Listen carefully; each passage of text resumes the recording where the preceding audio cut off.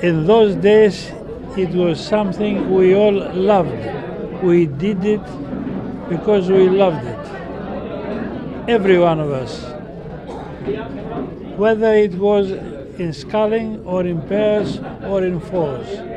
It was something we all loved. We were in love with rowing, all of us. That's all. Thank you very much. Tell me, tomorrow onwards the international rowing is going in Chennai. How would you look on it? Tomorrow, I think this is not a very serious regatta. It's not a very serious regatta. It's a regatta, a friendly regatta between or among these teams that came here. And definitely, I don't think it makes any much difference who is going to win. Definitely, everybody must be happy for taking part, taking part in this lovely sport. Thank you, sir. Thank you.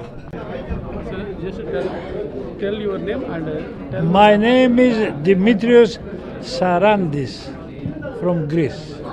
Sir, just tell me, in olden days, how the rowing is going on now, compare with. Just tell me about the tomorrow the international regatta. We are having an international regatta starting tomorrow.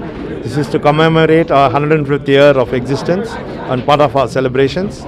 We have teams from the UK and a team from Austria who have brought world under-19 champions, and of course teams from India and Sri Lanka. And the regatta starts tomorrow and the finals on Saturday. Pardon me? My name is Ravindra. I'm the president of the Madras Boat Club.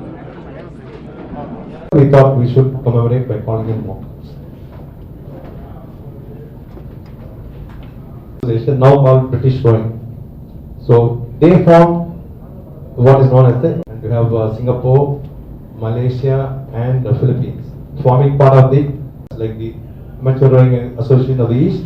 So we have clubs from eastern part. Went in Plovdiv to fight at the U23 World Championships there. So we came here by chance. I got the invitation and I said to a few guys.